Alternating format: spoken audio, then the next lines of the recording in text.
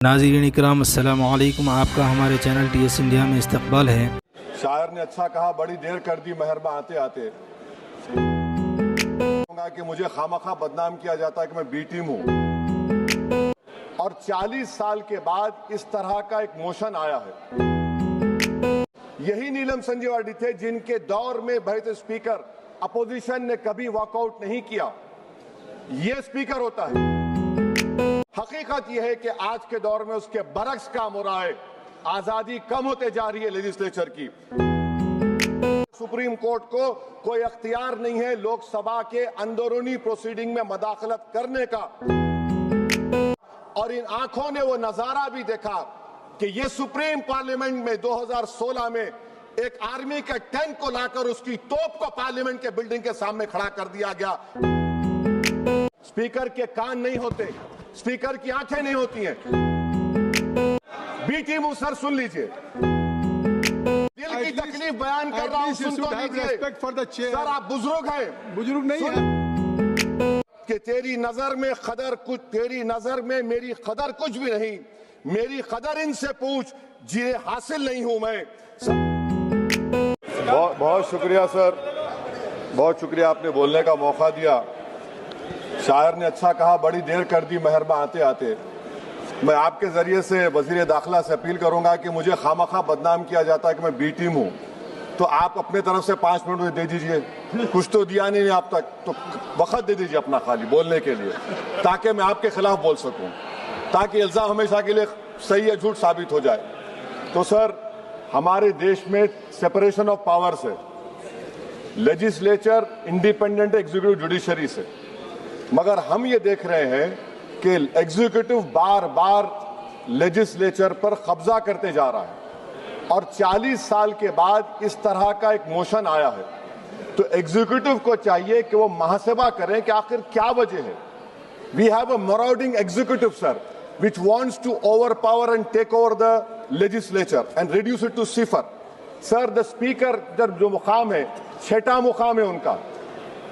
President, vice president, प्रधानमंत्री, deputy prime minister के बाद 6वां मुकाम है, CJI के बराबर है। सर, नीलम संजीवा रेड्डी ने क्या कहा था स्पीकर के बारे में, call and Shakdher page number 124 देख लीजिए।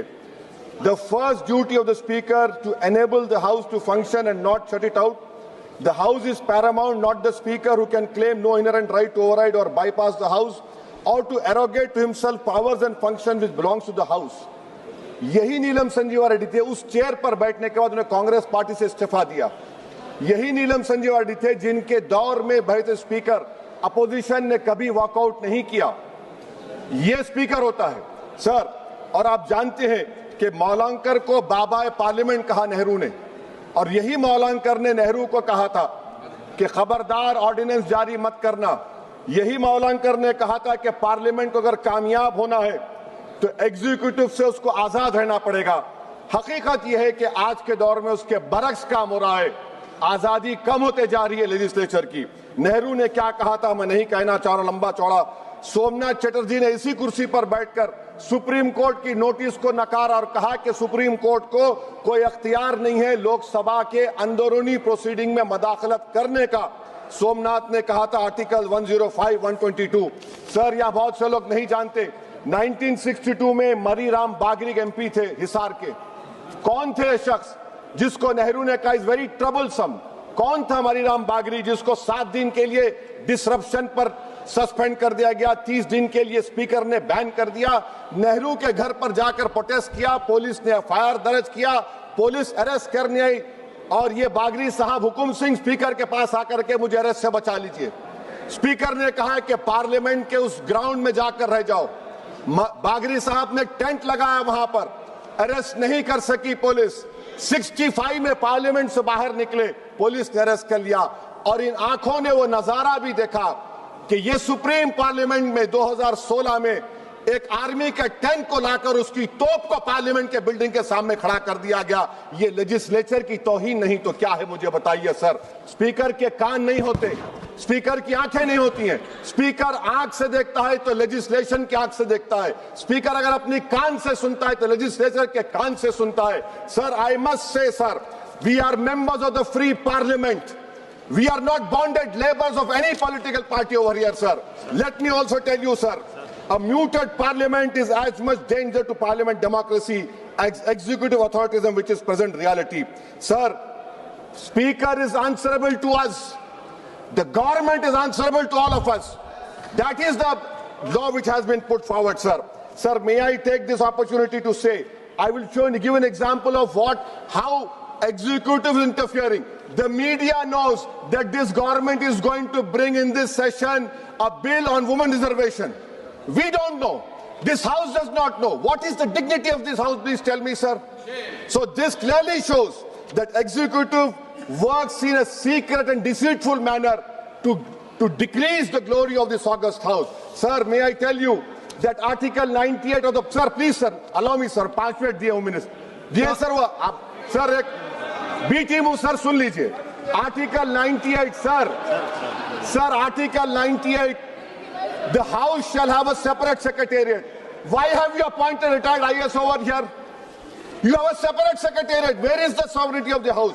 Sir, I have been a member of 2004 to 2024. I have never seen this house work for 70 days. Sir, Article 93 mandatory as Deputy Speaker बनाना. हम एक मोशन मूव करने वाले हैं कल. मैं चंद्रशेखर और राजकुमार रोड, पप्पू यादव आएंगे नहीं मालूम, ताकि बेनीवाल को डिप्टी स्पीकर बनाया जाए. सर, आप देखिए, executive feels happy with panel of chairmen. What is the panel of chairmen? It is a creation of speaker under Rule 9. And you don't have voting right also. What about it, sir? I'm concluding, sir. Sir, I'm concluding, please, sir. Sir, I'm concluding. Sir, इस ऐवान की बदबख्ती है, सुन तो लीजिए, sir. अरे दिल की तकलीफ बयान कर रहा हूँ, सुन तो लीजिए. सर, आप बुजुर्ग हैं. बुजुर्ग नहीं हैं. सुन तो इस ऐवान की तकलीफ ये है. इस ऐवान की तकलीफ है कि एनडीए में लीडर ऑफ द हाउस है, एनडीए के लीडर है. एलओपी है. सिर्फ अपने नैरो ब्लॉक के हम कहां जाएंगे? काले बस्ते में गिर जाएंगे. सुनिए सर, हमको नहीं पूछा गया साइन करते वक्त. एलओपी कहते अपोजिशन यूनिटी के नाम पे हम गुलाम बन जाएंगे क्या? नहीं बनेंगे गुलाम. वाइस प्रेसिडेंट का इलेक्शन आपने नहीं पूछा हमको. हमारे सीएम बोले तो अच्छा रखे, उनको हमने काम किया. तो इसी पर एक शायर ने कहा था एलओपी के ऊपर कि तेरी नजर में मेरी कदर कुछ भी नहीं, मेरी कदर इनसे पूछ जिन्हें हासिल नहीं हूं मैं. सर, मैं गांधी के इस सेइंग पर खत्म करता हूं कि if you are right, you know it, speak your mind. Even if you are minority vote, the truth is still the truth. I am in a minority one, sir, but I'll speak the truth. The truth is Parliament has been treated with disdain by the ruling party. It has been treated with neglect by the opposition parties. And I conclude by saying that whatever is written in the Constitution is sacrosanct and sanctimonious.